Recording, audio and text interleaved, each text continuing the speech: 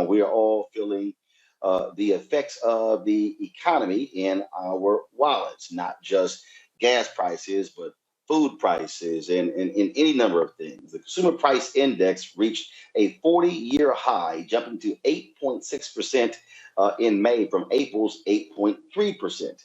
Economists expected an 8.3% annualized increase in May. Now, among the factors for the significant hike, filling up the tank. The national average for gasoline of self-serve regular gasoline is $4.99 according to AAA. It's almost $2 more than last year.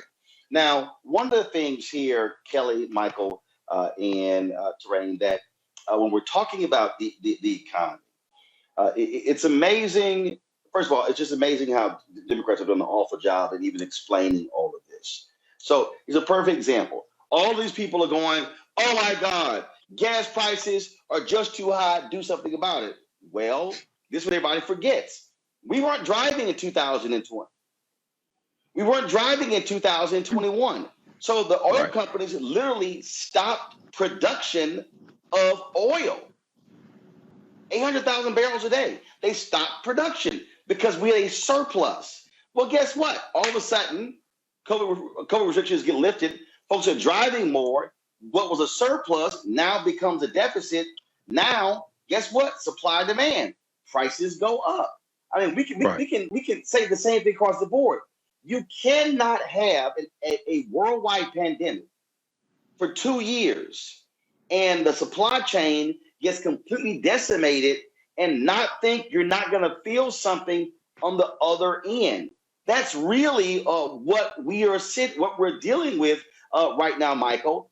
And frankly, when Biden talks about gas prices, he blames it on Putin. You can't just blame it on Putin because you have to also look at the lack of production because of the lack of demand in 2020 and 2021. Absolutely. You have to narrate the story. You have to go chronologically. The war in Ukraine, definitely part of it. But if you go back, if I remember correctly, at the height of the pandemic, when very few people were driving, the oil companies were losing money because the cost of a barrel of oil dropped so low. Okay, so that's not talked about. So you have to put all that in perspective. Remind people about that because a lot of people don't follow this every day. They just look at the price of gas and they say, "Oh, is Biden's fault?" or things like this. So yeah, you have to do that. And then also, we're going to see the price of food continue to increase because we see that Russia is keeping wheat exports they're taking control of wheat exports from Ukraine. That's going to cause a problem also in a shortage of wheat as well. So. And then you have African countries. Putin just met with some leaders of African countries, and they were talking about the African countries are talking about the hunger that the lack of wheat and other products, the impact that's having on Africa. So this is global. Okay, inflation is global. The supply chain issues are global. Biden and the White House. Okay, the people that work for the White House communication staff, they have to do a better job of narrating this story as well. Maybe they need to hire the documentarian for the January 6th committee to do a video about this as well. No. Narrating. This terrain is what again what Joe Massillon would say. You got to put it where the ghost can get it. You have to understand. And you have to talk in a way that and walk folks through this. They sort of need a Bill Nye of economics who is doing this. And look, so yes, the unemployment rate is low, but when you have the dramatic increase in prices, well, your money, stuff is costing more. Look, we talked about the baby formula shortage. Right now, there's a tampon shortage in America. And yes, that's damn Kelly like, damn, he right. Yes, I read. And here's the crazy part. Yes, I read everything, baby. So here's the crazy part. Yes, I read everything. Here's the crazy part. Again, you go back to supply chain. And here's the other thing, Terrain. Companies lost a ton of money in 2020 and 2021. they trying to make that money back. Everyone understands how much, well, should understand how much companies lost. We shut down our gas stations. People were not really driving. So I remember paying $1 or something like that for gas one day in Georgia. And I was like, okay, this is awesome. However, the thing we consumed the most was food and internet services and electricity. But the reality is our everyday lives significantly changed. And so most business owners understand that once the supply chain broke down with COVID, because globally, people were shutting down their businesses, so things weren't being produced, things weren't being moved. And so now we're at the end of this thing and we're seeing what happened. The gas company, good example. They lost a lot of money. They need to make that up. But what most people do not understand is that the gas prices don't start at the White House. They start with the gas companies. And I think it's imperative for the Biden administration to do a better job of threading the needle, not pointing the finger at the gas companies regarding the oil companies, regarding the fuel costs, but helping Americans understand how this all works together, how farmers work inside the economy and how they're impacted by multiple things with the supply chain issue. But we're hurting. And with the baby formula issue, that's totally different. That plant was shut down because of contamination, but we didn't have a backup plan. So it all looks like it's falling on the Biden administration. No. It wasn't just the plant being shut down. That's because true. Donald Trump got rid of NAFTA and then he did that new BS trade deal. It severely limited the ability of America to import baby formula from international sources. But I'm talking about our production here to be able to sustain ourselves. Right. No. Right. But what I'm saying is when something happens here, okay, when you have only 4 companies in America that completely control the baby formula market. Well, when one of them, what happened with Abbott, if you have the ability to export it internationally, then you can make up the difference. His trade deal made that almost impossible. So when Biden used the national defense order and then began to fly it in internationally, it alleviated the problem. But this is one of those examples for all these yahoos who like, that's right, get rid of NAFTA, put a new trade bill, we should buy American. Well, guess what? When you're living in a country where only a handful of companies are controlling entire sectors, something happens to one of them, everybody gets screwed. Well, most Americans don't understand the domino effect of our economy, that we remove one piece and everything else falls down. But the Biden administration, they definitely have to figure out a way to have this conversation with America. And it always seems like it's up to the Democrats to explain inflation, explain the economy. And during Republican administrations, like during the Reagan era, our inflation is the highest ever since the Reagan era. But what his administration did, instead of leaving the interest rates low, they instead of increasing the interest rate, they left the interest rates low. I'm sorry, they increased the interest rates instead of letting them drop. What we're doing is actually hurting a little bit more. We're not finding a way to balance this out. Well, Kelly, even with that, so let's talk about interest rates. One of the biggest problems that we also have had, because we had the economic downturn in 2008, 2009, 2010, the Fed dramatically lowered interest rates. Mm-hmm. Okay, you can't have interest rates that low for a decade. Right. You can't. You simply can't. But see, everybody was fixated on, no, don't do anything. You're going to hurt the economy. What we are now seeing is when all of these forces converge at one time. Look, why is it that I don't have furniture for our new set piece? Because when I went to the furniture places, they said, it's going to take 9 to 12 months to get that. Mm-hmm. Wow. I was like, are you serious? Yep. They said it was going to take 9 to 12 months because everything across the globe shut down with COVID. Everything.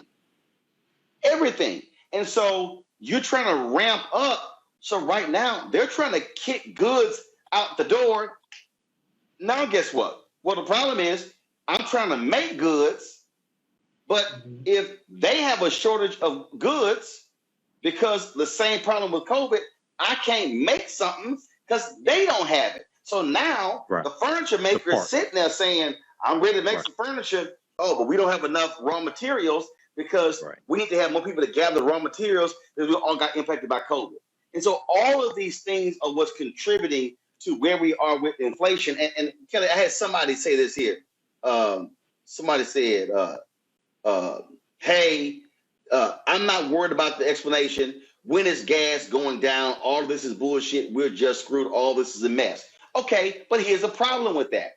Terrain just said it. Hey, when she said she paid $1 and something, oh, we were all excited. We were happy. Ooh, gas $1.99. Gas is $2.09. Gas is $2.19. But you know who was getting hurt while that happened? Texas, Oklahoma, Louisiana.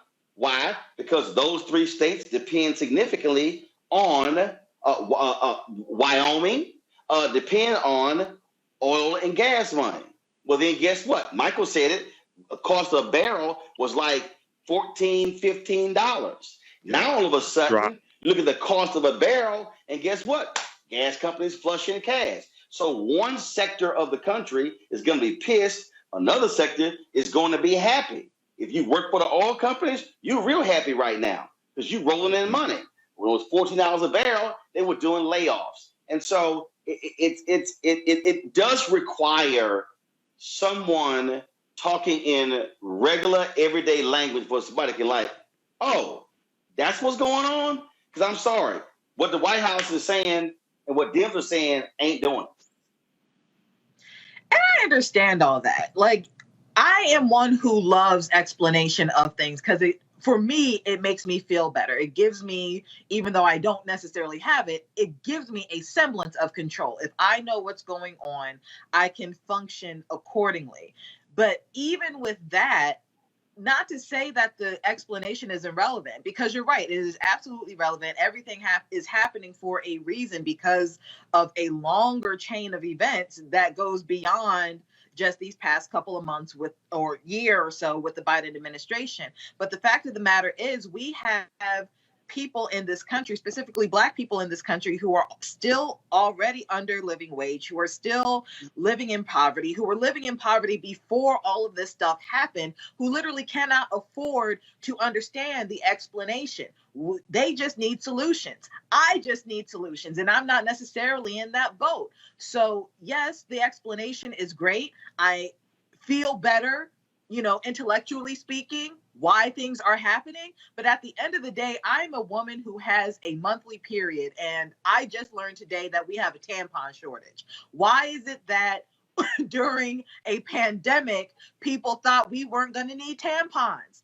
How is the supply chain so broken that in the 2 years that we were in the house, we were bleeding in the house? Not to be vulgar and crass about it, but my period didn't stop just because I wasn't commuting to work. If anything, it felt worse. So, like, why are the necessities broken in the supply chain? Babies didn't stop being born. Hold up. This is the answer. Quote, the shortages appear to stem from supply constraints around key materials like cotton and plastic, which are also used in personal protective equipment. So the problem that we have is that we went through a pandemic, and there was an explosion in the need for PPE. And so I totally understand that. No. But here's But again though, it's one of those things that I know it's hard for people to grasp, but it's like, look, the amount of the PPE that was needed across the globe just exploded. Like in terms of the number of masks and gowns and gloves and everything. Mm-hmm. Well, again, that happens. The stuff got to come from somewhere. And I totally understand that. Do not get me wrong. So the problem is we are literally dealing with the painful after effects of COVID. of literally 2 years of COVID. And I totally understand that. But at the same time, that pain comes at the expense of women who need tampons and pads and other feminine PPE. Yes, but remember, on the front basis. end, but remember, Kelly, on the front end, let's go back to March 2020 and April 2020. You had hospital workers who were reusing gowns and gloves and masks. And so we had that problem. And so what was happening then? Folks were scurrying around the world trying to find anybody to get PPE. Well, because factories had shut down, you didn't have folks who were working. And so again, what we're dealing with right now, and all these people who are like, I blame Biden, I blame Republicans, I blame them. The reality is, we are living through the third quarter, if you will, of what we experienced in the first and the second quarter that is dealing with COVID. And there's no political party, there's no political person who can say, oh, here's the answer to how we fix this. You literally are going to have to build your way out of it. And this might be, it's June. I'll be honest with you, I wouldn't be surprised if we're not in this same situation for the next 12 months because you have to build back capacity. And again, I get all that, but it still comes at the expense of women. And my issue with this is, and I understand, and it makes complete sense, but at the same time, you took the everyday needs of women and leveraged it against a pandemic. Just from a supply chain issue, that's a problem. So this is not taking from women. This is everybody. I know it is everybody. You took it, yeah, but you took from everybody. You took, and so here's the deal. This is very simple. If I've got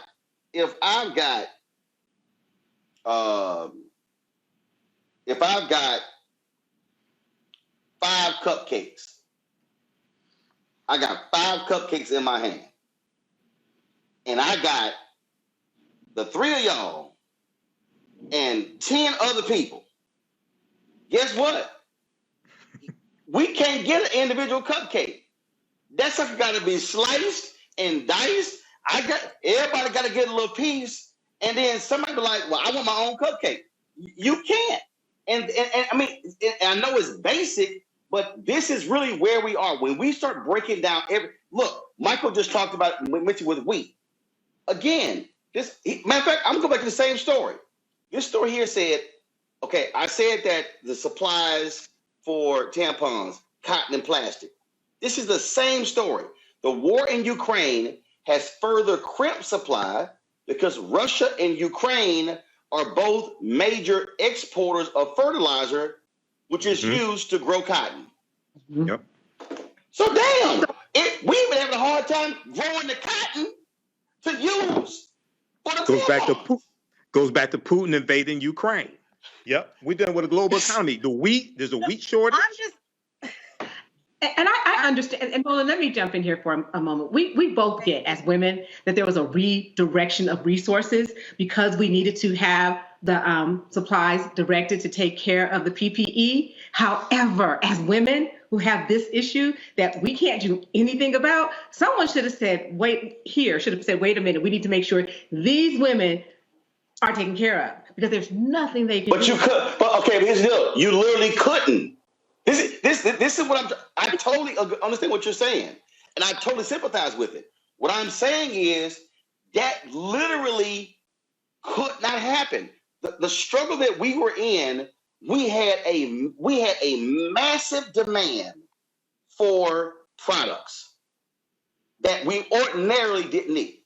We wasn't using no damn masks. We weren't using masks. We were not using gloves. We were not using all this sort of stuff. So you just this immediate massive demand. So all of a sudden, you had companies that literally stopped whatever they were making and shifted to making those particular products.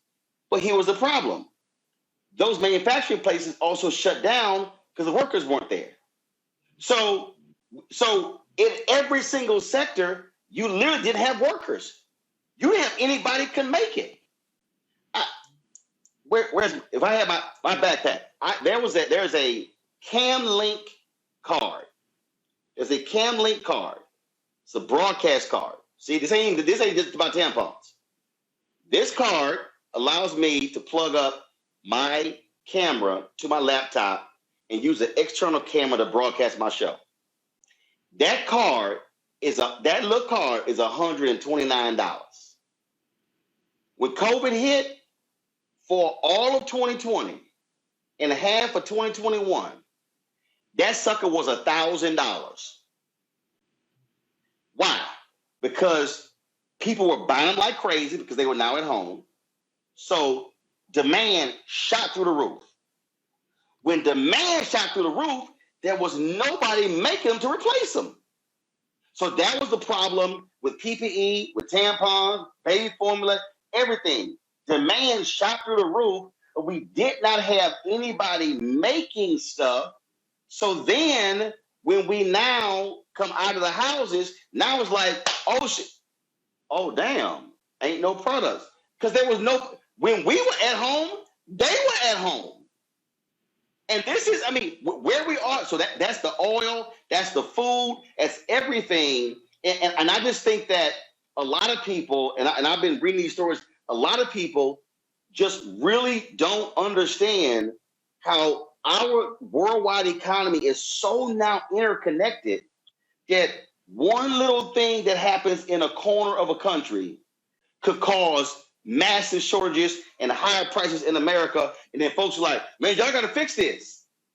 There literally is no fix except to now ramp up production as fast as possible. That's the only fix that we have, but now you need people. And now you have the Great Resignation. See, so all this stuff, I mean, it's, again, we're now dealing with the painful after effects of of a global, international pandemic that we had never seen for 100 years. So part of the deal is, it's a little hard to prepare for something you ain't seen in 100 years. And that makes sense. Michael, go ahead. Michael, go ahead. Michael, go. Roland, just very Michael, quick, you want to make... Yeah, I think you're looking at the article from CNN, and tampon shortage is the latest nightmare for women. If you could, I think maybe if you could, man, bring that up on the big screen so people can see it. I think it's important for people. No, I'm not in the studio, so I don't have my normal. Oh, okay. But anyway, yeah, this is it breaks down how this is connected also to the Ukraine, and then there's a drought in Texas as well. But I want to see how the White House handles this also, because this is why it's important to have the right people in office to deal with things like this. Because I think the Biden administration is going to handle this better than the Trump administration would. Okay, so well, and to that point, that's also why we're in this problem. Mm-hmm. I mean, I know somebody watching is about to say, "Okay, you sound real crazy," but let's be real. One of the reasons Donald Trump ain't in the White House is because of how horribly he managed this crisis. Yeah. Oh yes. Let's just be. If Donald Trump and if him and his people had managed the COVID crisis halfway decent, he would have got reelected easy. So part of the problem we also are dealing with is that we had the wrong idiot who was in the White House. So we didn't do the National Defense Act. We didn't put Production that in place. We didn't have we didn't have the federal government take control over industries. But Robert Reich, and I'm going to get your thoughts on this, Robert Reich, former Labor Secretary, he also argues this is also the problem when we have too few companies completely controlling different things. So essentially, they have monopolies on all of these markets, and we're left at the mercy of 2 and 3 and 4 companies controlling entire sectors. Yep, oligopoly. Terrain, you first. Yep. Terrain, Kelly, then Michael. I mean, I'm still stuck on the tampon issue, so You kind of got me Thank off. you. No, No, but seriously. I hear you. But when we do have these few companies that are in charge of, and Michael, I see you smiling over there, but it's a real issue. No, When I'm agreeing with you. I'm agreeing with you know, and when you have just a few companies that have these monopolies, we do. One comes out of the chain, and then we all tumble down. But most, when I look at people on the right, and I talk to people on the right, and they're like, we're America, and we can be as a country. We don't need other countries. They really do not understand the global economy. They And dumb then, as hell. They so right. damn dumb.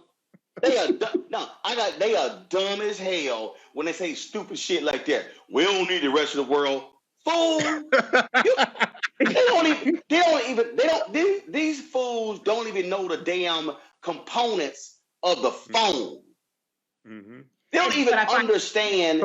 They don't even understand the raw materials needed to make phones, and it damn sure ain't made in Mississippi and Alabama. Well, I think it's funny. Go ahead, I'm sorry. America Great Again, the ties that he was selling at one point were made in Asia, and so China. He understands it. His daughter got 18 Chinese patents when she was in the White House. The first year. Kelly, go ahead. So I'm not trying to belabor the issue of the tampon shortage, but I really don't think that the magnitude of the issue is actually being realized here. And I'm not saying it just because, oh my God, I might have to fight somebody in Walmart for my tampons. The issue is that women and children are consistently an afterthought when it comes to anything that is produced in this country. And yet we are dealing with a Supreme Court that is about to overturn one of our only rights that we have to our body when it comes to our reproductive freedom. So it okay, but Kelly. Okay, now Kelly, what could have been done to prevent this? I'm not saying anything could have been done to prevent it completely, but the fact of the matter is there are products out there that did not get as adversely impacted by the pandemic, and tampons and baby formula should have been one of those products. And you can't. It's not like Kelly, how do you arrive at that conclusion when the raw materials needed to make those things literally were used to save lives? I understand that they were used in order. I get all that. But the fact of the matter is that that the Trump administration knew about the pandemic way before we needed the PPE that we needed, the way that we needed it 2 years ago. Things could have been done. That's all I'm saying. And the fact of the matter we know that. So what I'm saying is, okay, we've already covered that we had imbeciles who were in charge. And what I'm saying is, where we are now is the end result of imbeciles being in charge. What I'm talking about right now is the fears that are going to be realized as a result of those imbeciles being in charge. Not only is there going to be a tampon shortage, there is going to be an even further work shortage if we have a working class of women who cannot get the hygienic products that they need to go to work. We have already a discrepancy in this country when it comes to lower and poor, even women experiencing homelessness who already have difficulty getting products that are already expensive. And this is called the domino theory. This is the domino theory. And this is the domino theory also of now what is a global economy. We are no longer isolated from the rest of the world. We're not. But at the same time, you need latex for condoms, and there's no shortage on condoms. You need plastics for other, things for men, and there's no shortage on that. But when we need cotton for something to help us navigate the world and work, all of a sudden it's a problem. And I understand. Yes. It's a problem, Kelly, because you had a massive surplus of condoms. Because you got a bunch of dudes who don't wear them. I mean, now come on now. Let's not act like. Look. We understand necessity. What we understand necessity, and we understand for some folk what's optional. So the reality is, what we're dealing with, and it's not just tampons. It's literally in every single area. Every single area. I'm talking about tampons. We're talking about baby shoulder, baby food. We talk formula. We're talking about, again, furniture. We're talking about everything. I went to a store and, oh my God, what was it? I forgot the product. And they literally were like, hey, we're looking at 6 months. Mm-hmm. Yeah. We used to go, see, this is what we as Americans are used to. And this is a problem for many of us Americans. We are used to going to the store and seeing 100 items. Or we go, well, guess what? Target's out. I'm going to go to Walmart. Walmart's out. I'm going to go to Lowe's. I'm going to go to Home Depot. So everybody got surplus. The problem now is they got 5. They got 5. They got 5. It's rationing. And so what we now are seeing is this tampon. Hell, you can't ration pads. You can't ration. You can't ration. Kelly, you can't ration tampons. You can't ration pads. But we were in the middle of a pandemic. People were dying, and doctors and nurses were saying they were sleeping in the same PPE for 30 and 60 days. So the problem that we have, those female physicians and nurses had access to feminine hygiene products so that they could keep it pushing. And I'm no. Remember. Reusing PPE is not the same thing as reusing feminine hygiene products. Roland, I think that was. Hold on. I gotta say this. Doctors and nurses said their lives were being endangered having to reuse PPE. You don't remember them conversations? Oh no, I remember it fully. In fact, I remember when DuPont, when the federal government paid DuPont, they had to dramatically increase PPE. The federal government literally flew over the plastic from China, wherever they were making it, to get it here faster so DuPont can crank this thing out. What I am saying to everybody who's watching, I don't care what the product is, what we're now living with, and this is painful to have the conversation, we are living with the after effects of an international pandemic that nobody could have predicted was going to come this way. And we are now seeing how exposed we are in a global economy, and that's where we are. So people are yelling about tampons, gas prices, furniture, everything they're yelling about. And the problem is there is no fix other than building your way out of it. And that shit ain't going to happen in a month. It's simply not. There's a limit to manufacturing unless you are now doing what happened with the ports in California. Remember? They had to say, we're going to keep the ports open 24 hours. Why? Yep. Because when you close because what happened? You had more than 100 ships that were sitting on the sea, sitting in the ocean, some for 3 months with goods and services, they couldn't unload them. Now think about that. We couldn't unload them. Sure. Have enough people. So the Biden people said, hey, let's now open the ports, have them open 24 hours versus what they opened beforehand. So what I'm saying is the White House, Democrats and others are going to have to walk folks through this because the average person out there, they like, yo, where are my tampons? Where my baby formula? I want to see my cheap gas. Without understanding, hey, that world that we were in 2019, that shit changed in 2020. And it ain't going to just get fixed overnight. It's just not. And we're gonna need to prepare ourselves. I know it's hard. People prepare ourselves. We're going to be in this situation 12, 15 months. I just think so. It ain't just going, boom, we're out of it. No, and I understand that, but the conversation of equating lack of tampons and lack of baby formula with delays in furniture and gas, that to me is the problem, because you cannot. It's the same, Kelly. It is It's not the same. The root, Kelly. You're saying no, Kelly. See, you're like the after effect is different. I'm saying the root of the problem is the same. It's the exact same.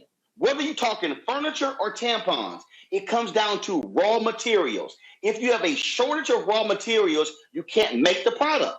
If you have a shortage of cotton and plastic, you can't make tampons. If you got a shortage of wood, you can't make furniture. If you got a shortage of baby formula because Abbott Laboratory went offline and then we couldn't import, guess what? It's the same thing. So what you're talking about is the impact on the user of the product.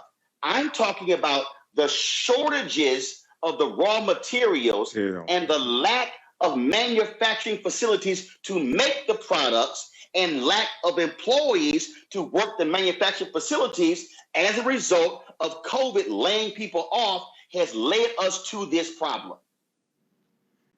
That's what I'm saying is the same, not how the product is used and who uses it. Okay. Final comment, Terrain, Michael, Kelly, go. Regarding the inflation, I mean, everyone is being impacted. I hear what Kelly is saying, that it seems like, once again, when we talk about the economy and inflation, that women and children are taking the hardest hits. Okay. And even though the root of the problem is the same, the end result is that women and children take the hardest hit. We were taxed on diapers, taxed on feminine hygiene products in a way that others who don't have our issues don't understand. So this just feels like another issue for us to deal with inflation. But it's really important for the Biden administration to take. The press secretary is not the person who should be talking about this. We actually need someone from the Department of Labor, someone from Treasury, and just someone to talk about this, and who's an economist, to explain it to people and help show where the end is going to come. Like, we were able to redirect resources for the sake of PPE. We need to look at redirecting resources so that we take care of the baby formula issue and take care of the feminine hygiene issue. I mean, I know I'm making it seem like it's really easy peasy, but those are things that actually have to be addressed, and they're important for us as women. We just don't want to be considered like everyone else. This time, our need is urgent. Michael. Yeah, I agree. It's an urgent need, and hopefully they can figure this. This is another supply chain issue. Hopefully they can figure this out as well. And this is reminiscent somewhat during World War II, when a lot of products were rationed. It's not the exact same thing, but wool was rationed, nylon hosiery was rationed, things like this. So it's not exactly the same thing, but hopefully they can figure out a solution to this and sooner as opposed to later. Kelly?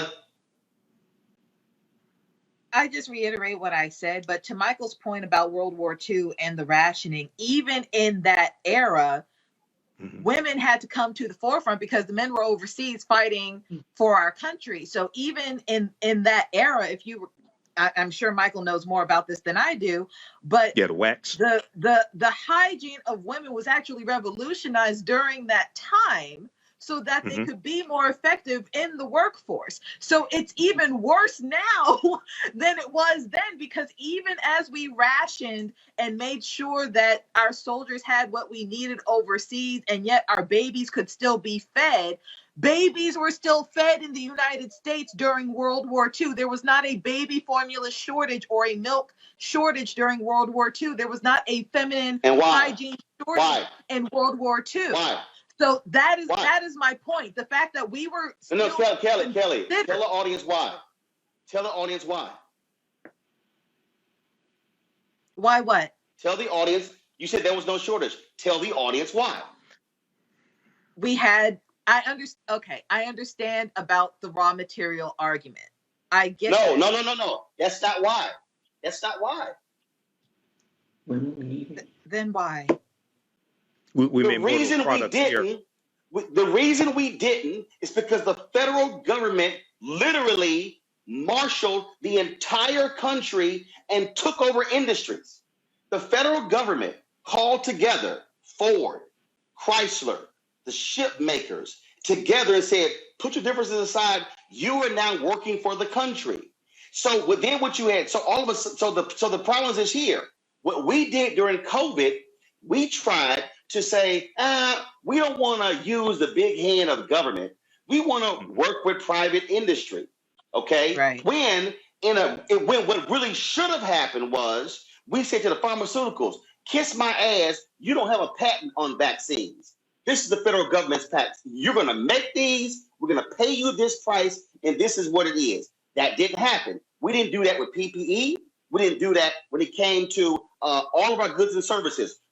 Trump and his administration tried the private enterprise. What did Jared Kushner do?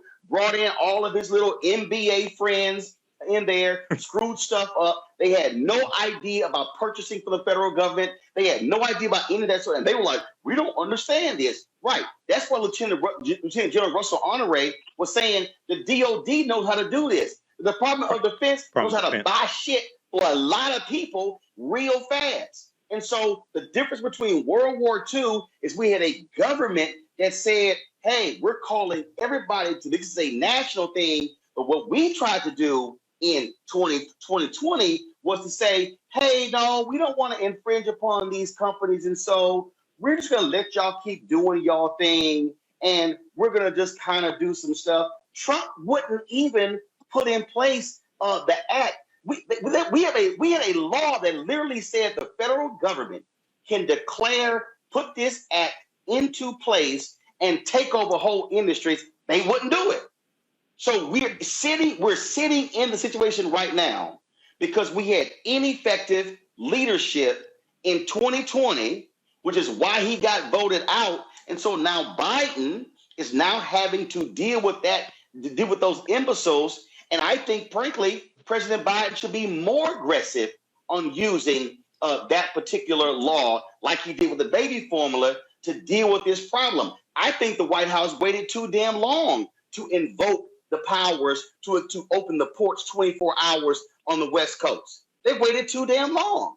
And so I think what they're doing is they're still stuck in this, well, we are capitalism and we don't want to we don't want to tell private industry what to do. No, this is one of those things where you tell private industry, shut the hell up, get this shit done for the American people. Y'all still gonna make some money. You're not gonna make as much money as if we keep it all in your hands, but that's the difference. And so comparing the two, we have to compare the actions taken by the government then to what the government didn't do during COVID. And that's why yes, women and children and families are now feeling the after effects of ignoramuses who were in charge during 2020 who made numerous wrong decisions. Like I never understood how we're sitting here begging China to make some damn masks when you actually had American companies. I remember reading a story of this guy out of Fort Worth who were like, yo, we can convert this facility and start cranking these things out. And they're like, well, no, we're just going to buy them from them. So he's yelling about China, and we were sending billions to them for goods and services that we could have been making. And then when they finally did it, the need is gone. So then we had a surplus of stuff. Now what the hell we do? Look at Target. Target you see what Target's announced? Target just had a big sale. You know what Target did? Boom. Right. Why does Target have a big sale, Terrain? Because their surplus is high, so they need to clear their inventory. They went and bought a whole bunch of shit, and they stocked it up. They couldn't sell it. Now their stock price has gone down. Now they got a clearance sale, and for the consumer, oh hell, I can buy some shit at Target 70% off, but it's hurting the company's bottom line. Bottom line, yeah. So exactly. So unfortunately, and I hope everybody who's watching and listening, all these people who say it doesn't matter who's in office, this example, whether it's tampons or baby formula, is an example. When Donald Trump got rid of NAFTA, they didn't think, if we have a baby formula shortage, this is going to hurt. Literally changing that law kept us from importing Canadian baby formula. And now people kind of like, oh, damn, that wasn't a good idea. You think? Yeah. I mean, so it's so I just want, Roland, and I know it's painful, but I want our listeners and viewers to understand, y'all, we are not going to be out of this thing in 2 months. No, we're not. But I'm just warning everybody, hey, buckle down, because some economists are also saying that because of the supply chain issue and the lack of production and impacts of COVID, we're likely are going to be going into a recession. So what we're discussing right now is about to be even worse. I hate to go there, but I want our people to prepare ourselves for that possibility. Yeah. It just very quickly, Roland. Yeah. During World War II, the big three, and I'm here in Detroit, which was the Motor City. The big three stopped making cars during World War II because they were making military equipment. Even before the U.S. got involved, even before U.S. got involved in World War II, the arsenal. And why did they stop? Why did they stop making cars? They stopped making cars because the steel, the rubber, things like this, that had to go to make military equipment. That had to go to make. Who made them? General Motors, Ford, and Chrysler. They were making military. No, who made them? Who made them? Who made them? Who made the equipment? No, who made them stop production on the cars? President Roosevelt. It was President Roosevelt. Yeah, right. Yeah, President Roosevelt. And why did we do that? Democracy. And why did we do that? Because we were getting our asses kicked in Germany. They were shooting down our planes. They had to roll them off. Why did Kaiser build the ships on the West Coast? And coming up, and why did Kaiser go meet with Ford to create the assembly line? Because we were getting our ships blown up. That's what caused us to churn out more ships. And guess what? More ships on the West Coast, more cars in Detroit, more planes in Detroit allowed for us to defeat the Germans in World War II, which then led to the GI Bill, which then led to the greatest economic expansion in American history because the federal government used its power to take control of the nation and say, we got to fix this problem. Until Biden is going to have to get more aggressive, but it's a little hard when you got one party that says too much federal intervention in anything. And let me show you this real quick. The Democrats finally put out a video. I know Reese is happy. This is a video the Democrats just dropped, just for y'all can see how their thinking is, how Republicans stand on the issues we just talked about. Watch this.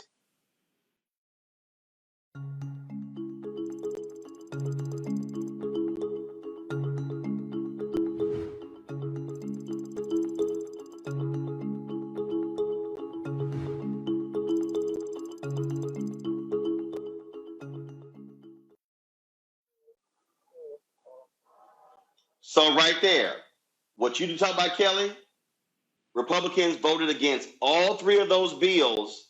So they want us to go in the tank because it's going to help them in November. Right. Yep. The white nationalist domestic terrorist party voted against the Domestic Terrorism Prevention Act. 192 it was 222 to 203. 203 of those domestic No. I know. I ain't talking about domestic terrorism. They voted against insulin. They voted against baby formula. No. Take terror off. I'm talking about they voted against stopping price gouging. So the problem is you ain't even dealing with half the country who want to fix the problem. Well, what I find amazing is that so many people who vote for the GOP and love them do not understand they're voting against their own interest. Right. They don't have the stock that these people have. They don't have the bank accounts these people have, the resources that they have. They are poor and they need these resources, and yet they vote for people who consistently say no. It's just beyond me. All I'm saying to our people, we see the shortages. I need our people to understand what we're faced with. And I'm telling you, we're going to keep seeing the shortages because it's happening across the world. And as long as the war in Ukraine keeps going, we're going to be impacted by wheat, grain, and fertilizer. Just so you know, you ain't got fertilizer, you can't grow shit. I ain't no agriculture expert, but I'm with Texas A&M. I do know if your ass ain't got fertilizer, it's a little hard to grow something. I'm just saying. All right, folks, back to our Roland Mark Unfiltered video in just one moment.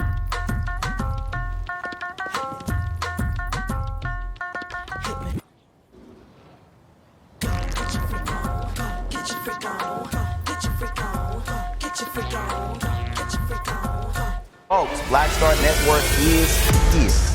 Oh, no punches! I'm real revolutionary right now. Support this man, Black Media. He makes sure that our stories are told.